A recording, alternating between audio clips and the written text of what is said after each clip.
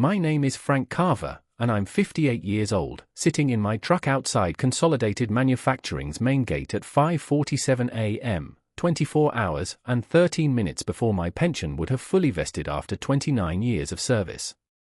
Ken Morrison, my supervisor, had called me into his office yesterday afternoon with that expression managers get when they're about to deliver bad news they think is good news. The company was restructuring, he explained.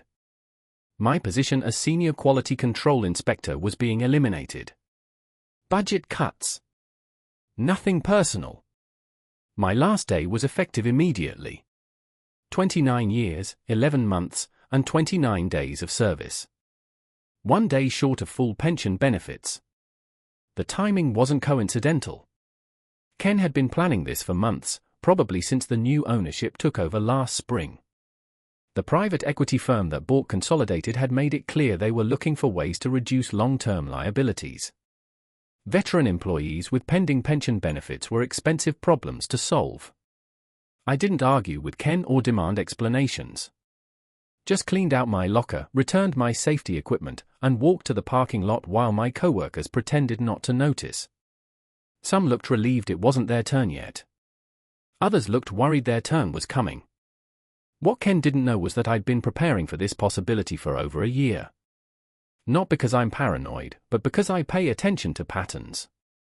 When new management starts asking detailed questions about pension obligations and requesting employee records for people near retirement age, you don't need an MBA to understand what's being planned.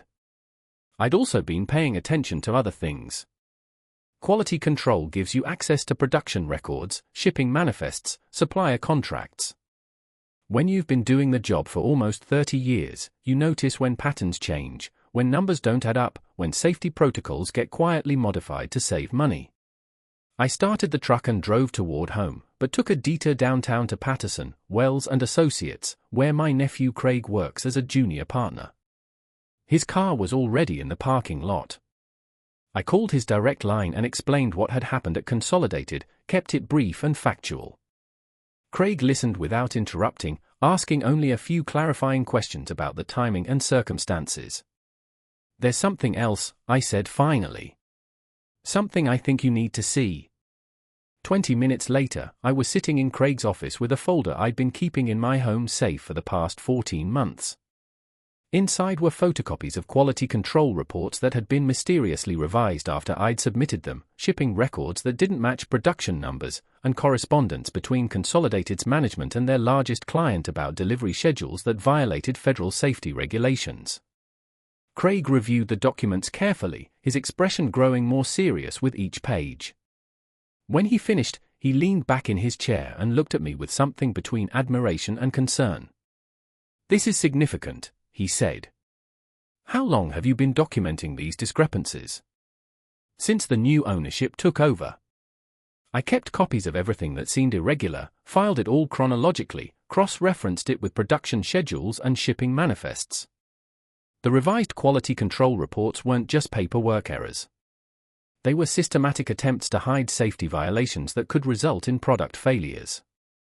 The shipping discrepancies suggested that Consolidated was delivering substandard materials to government contractors while billing for premium specifications. The correspondence indicated that senior management was aware of these issues but chose to prioritize delivery schedules over safety protocols. Craig made notes as I explained each category of violations. His questions were precise, focused on establishing timelines and identifying which executives had knowledge of the problematic practices. When he finished reviewing everything, Craig closed the folder and looked at me directly. "Frank, this isn't just a wrongful termination case. This is potential fraud against government contractors. The falsified quality control reports could be evidence of a pattern of deception that puts Consolidated at risk for significant federal penalties." I understood the implications. What I documented wasn't just corporate corner cutting. It was systematic fraud that could result in criminal charges against senior management, massive fines against the company, and potential civil liability if defective products caused injuries or property damage. Craig outlined the strategy. First, file a wrongful termination lawsuit alleging retaliation for potential whistleblowing. The timing of my dismissal, 1 day before pension vesting, would support the argument that management was trying to silence me while avoiding long-term financial obligations. Second, file complaints with the Department of Labor regarding the pension issue and with relevant federal agencies regarding the safety violations and potential contractor fraud. The process would take months, possibly years. But Craig was confident that the documentation and the obvious retaliation pattern would result in a significant settlement, along with restoration of my pension benefits. My phone rang as I was driving home. Ken Morrison's number. "We need to talk," he said when I answered. "There might have been a mistake about your termination date." I kept my voice neutral. "What kind of mistake?" "The HR department is reviewing your file. Your pension vesting date might be calculated differently than we initially thought." I pulled into my driveway and sat quietly for a moment before responding. "I'll have my attorney contact you about any questions regarding my employment status." "Frank, there's no need to involve lawyers. This is just a paperwork issue we can resolve quickly." "I'm sure it is, Ken. Have a good day." After I hung up, I sat in my truck looking at the house where my wife Linda and I had lived for 23 years, raised our kids, planned our retirement. Yesterday, Ken Morrison thought he'd successfully eliminated a potential problem while saving the company a significant pension obligation. Today, he was learning that some problems don't disappear just because you fire them. Linda took the news about my termination better than I expected, mostly because she'd been watching the changes at Consolidated for months and preparing herself for this possibility. When I explained about the pension timing and Craig's assessment of our legal position, she poured herself a second cup of coffee and asked the question I'd been dreading. "How much money do we have saved outside of your pension?" After 29 years of steady employment, we'd built up about $47,000 in savings and maybe another $30,000 in my 401k that wasn't tied to the pension plan. $77,000 sounds substantial until you realize it needs to last 20 or 30 years. "We'll be okay for a while," she said finally. "But this legal case needs to work." I spent the morning organizing my documentation more systematically, creating detailed timelines that connected management decisions to quality control violations. The pattern was clear once you laid it out chronologically. The new ownership had implemented policies designed to maximize short-term profits while systematically ignoring safety protocols and federal regulations. Around noon, Craig called with an update. He'd spent the morning researching similar cases and consulting with colleagues who specialized in federal contractor fraud. The consensus was that my documentation represented one of the most comprehensive records of systematic quality control violations they'd seen. "There's something else," Craig said. "I made some calls to former Consolidated employees who've left the company over the past year. 3 of them mentioned being pressured to approve substandard work or having their quality reports revised by management. This wasn't just about my termination anymore. It was about a pattern of behavior that had affected multiple employees and potentially countless customers who'd received products that didn't meet the specifications they'd paid for." Craig had also researched the company's client base. Consolidated's largest contracts were with federal agencies and defense contractors, entities that had strict quality requirements and severe penalties for fraudulent billing. That afternoon, I received another call from Ken Morrison. "Frank, I think we got off on the wrong foot this morning," he said. "Management has reviewed your situation and we'd like to offer you a consulting position to help with the transition of your responsibilities."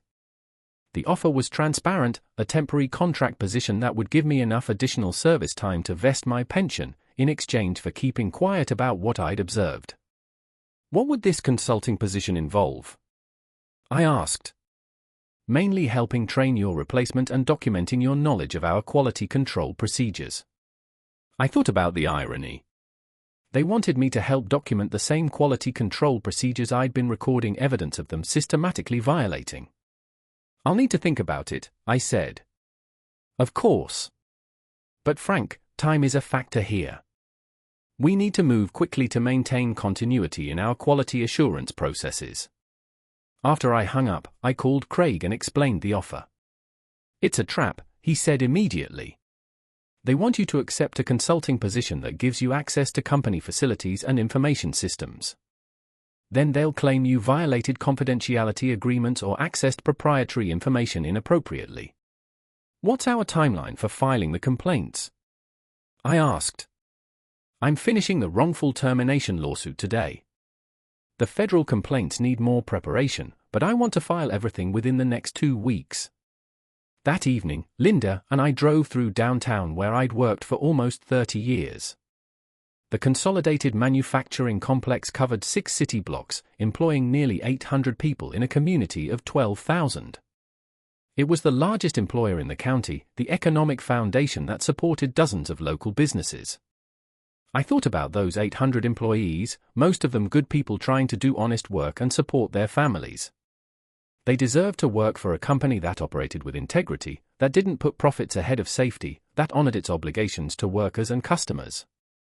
But I also thought about the customers who'd paid for quality products and received substandard materials instead. About the federal contracts that were being fraudulently fulfilled. About other veteran employees who might face similar retaliation if they discovered inconvenient truths. Do you think this will hurt the other workers? Linda asked. In the short term, probably. If federal investigators find widespread violations, there could be significant penalties that affect the company's financial stability. And in the long term? In the long term, companies that operate ethically tend to be more stable and provide better job security than companies that cut corners and hope they don't get caught. That night, I received a text message from an unknown number, "Heard you got laid off. You should know that other people have noticed the same problems you documented. You're not alone." Over the next 3 days, I received 7 more messages from different numbers, all from people who identified themselves as current or former consolidated employees. They described pressure to approve marginal work, requests to revise quality reports, and concerns about safety protocols being modified to speed up production. I forwarded all the messages to Craig, who was building a comprehensive case that went far beyond my individual termination. We were documenting a systematic pattern of behavior that affected multiple employees and potentially violated numerous federal regulations. On Thursday morning, exactly 1 week after my termination, Craig filed the wrongful termination lawsuit in federal court. The complaint alleged retaliation for potential whistleblowing, age discrimination, and interference with pension benefits. By Thursday afternoon, Ken Morrison had called me 6 times. I didn't answer. On Friday, Craig filed complaints with the Department of Labor regarding the pension issue and with the Defense Contract Audit Agency regarding potential fraud in federal contracting. Saturday morning, I was working in my garage when a black sedan pulled into my driveway.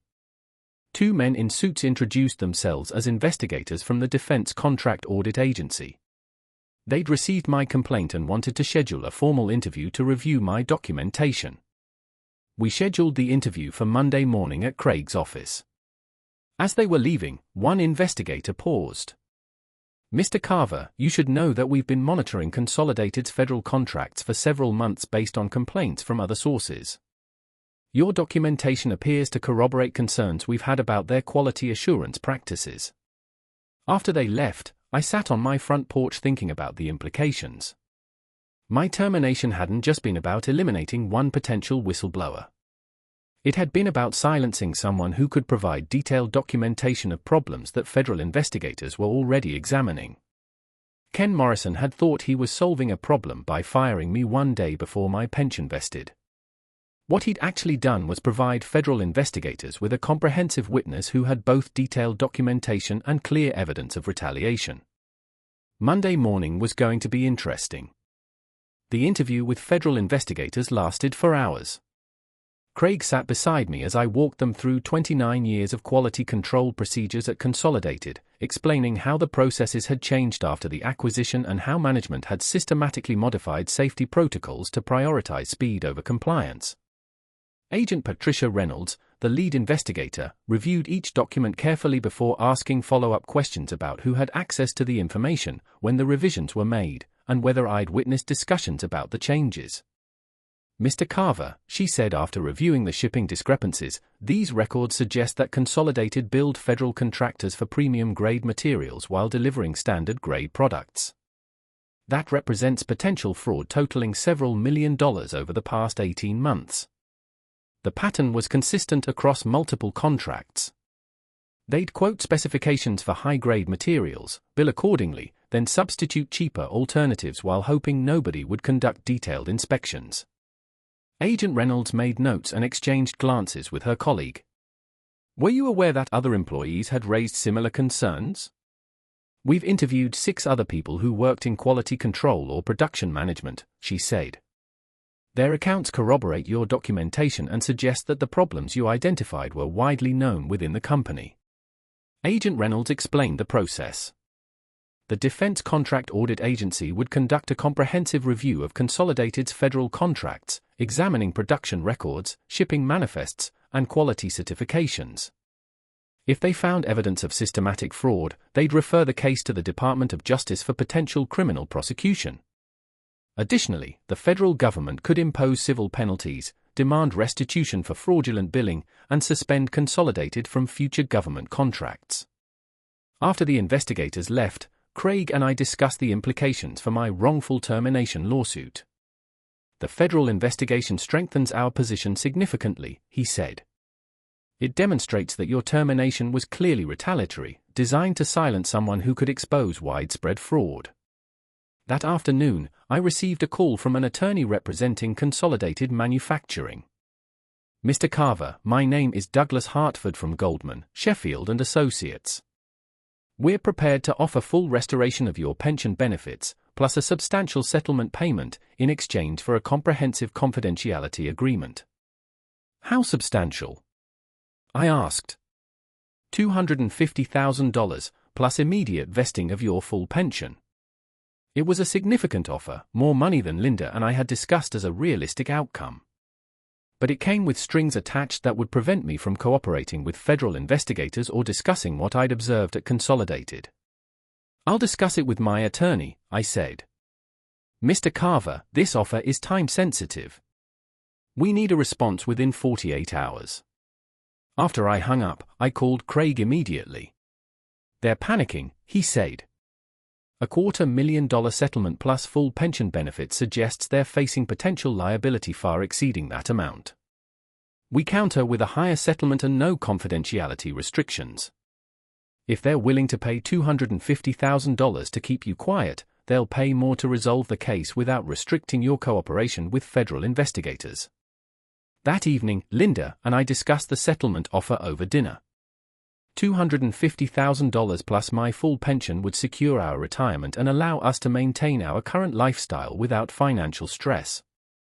But accepting the confidentiality agreement would mean abandoning the federal investigation, leaving my former co-workers vulnerable to continued fraudulent practices, and allowing Consolidated to continue billing government contracts for products that didn't meet specifications.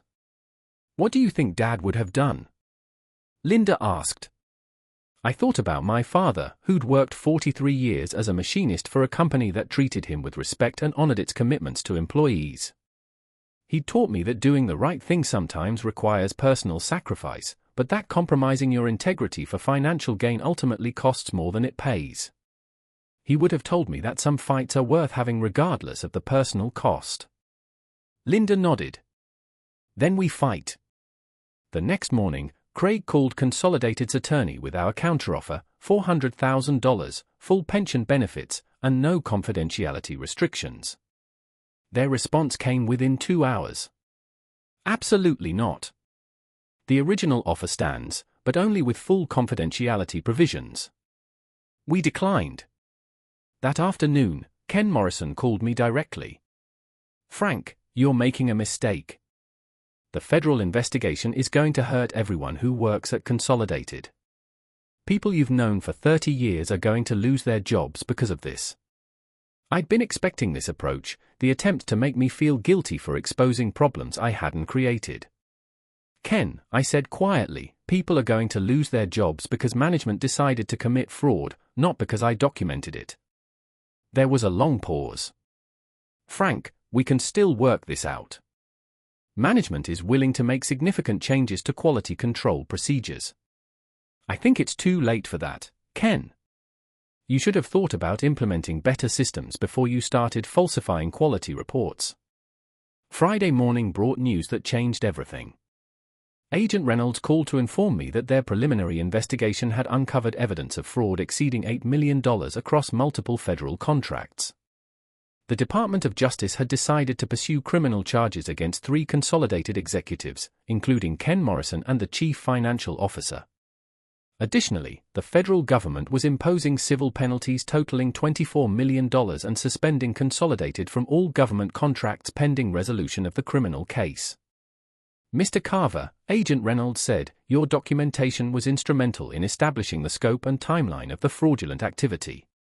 Without your detailed records, we might have been looking at months or years of additional investigation.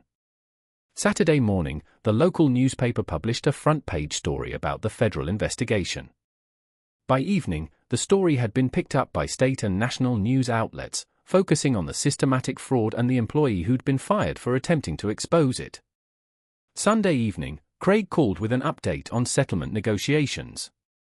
Consolidated's insurance company has made a new offer, he said. $800,000 plus full pension benefits. No confidentiality restrictions, but they want a statement that you don't plan to pursue additional litigation related to your employment. It was a significant increase from their original offer, reflecting their growing understanding of their potential liability. Take it, Craig advised. The federal case will proceed regardless of our settlement, and this amount reflects reasonable compensation for what you've endured. Monday morning, I signed the settlement agreement in Craig's office. By Tuesday, the first payment had been deposited in our bank account, and the pension department had confirmed that my benefits would be restored retroactively. Wednesday morning, I drove past the Consolidated manufacturing plant one final time. The parking lot was only half full, and there were federal vehicles parked near the main entrance. Thursday afternoon, Agent Reynolds called to inform me that all 3 executives had been arrested and charged with conspiracy to commit fraud. Ken Morrison had already agreed to cooperate with prosecutors in exchange for a reduced sentence. After I hung up, I sat on my front porch thinking about the past month. For weeks ago, I'd been a quality control inspector worried about losing my pension benefits. Today, I was a retiree with financial security and the knowledge that I'd helped expose systematic fraud.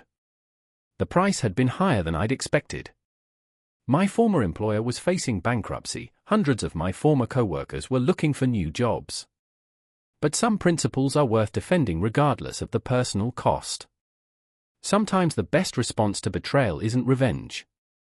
It's simply telling the truth and letting the consequences unfold naturally. 6 months later, I'm sitting in a downtown coffee shop reading the morning newspaper coverage of Ken Morrison's sentencing hearing. He received 18 months in federal prison plus 3 years of supervised probation for his role in the conspiracy to defraud government contractors. The newspaper quoted Morrison's statement to the judge: regret, acceptance of responsibility, acknowledgement that his decisions had hurt innocent employees and violated the public trust. The words sounded sincere, but I remembered his phone calls after my termination, the attempts to silence me with settlement offers. Ken Morrison wasn't sorry he'd committed fraud. He was sorry he'd been caught. Linda joins me at our usual table, carrying her coffee and a folder of documents from our financial advisor. Our retirement planning has progressed smoothly since the settlement. The combination of my restored pension, the settlement payment, and our existing savings has provided financial security we hadn't expected to achieve. More importantly, the federal investigation has led to systemic changes in how government contractors are monitored and how quality control violations are reported. My documentation became the foundation for new oversight procedures designed to identify fraudulent billing before it affects multiple contracts. My phone buzzes with a text from Craig. Settlement check from the pension fund lawsuit cleared. Final payment complete. The legal aftermath had extended beyond my wrongful termination case. When Consolidated declared bankruptcy, their pension obligations became subject to federal protection through the Pension Benefit Guaranty Corporation. All eligible employees received their earned pension payments through the federal system. Today marks exactly 1 year since my termination. At 2 p.m., I'm sitting in a conference room at Patterson, Wells & Associates with Agent Reynolds and a woman I don't recognize. She introduces herself as Dr. Catherine Chen, Director of the Federal Quality Assurance Initiative, a new program created in response to the consolidated investigation. Mr. Carver, Dr. Chen says, we're establishing a new system for monitoring quality control practices among federal contractors. We need experienced professionals who understand how quality assurance systems work and how they can be manipulated to hide problems. They're looking for consultants who can review contractor procedures, train government inspectors, and help develop better oversight protocols. We'd like to offer you a consulting position with our new oversight division, Dr. Chen continues. The work would involve reviewing quality control systems at various contractors, conducting training sessions for government auditors, and helping develop standardized procedures for identifying potential fraud. The irony isn't lost on me. A year ago, Ken Morrison fired me to prevent me from exposing quality control violations.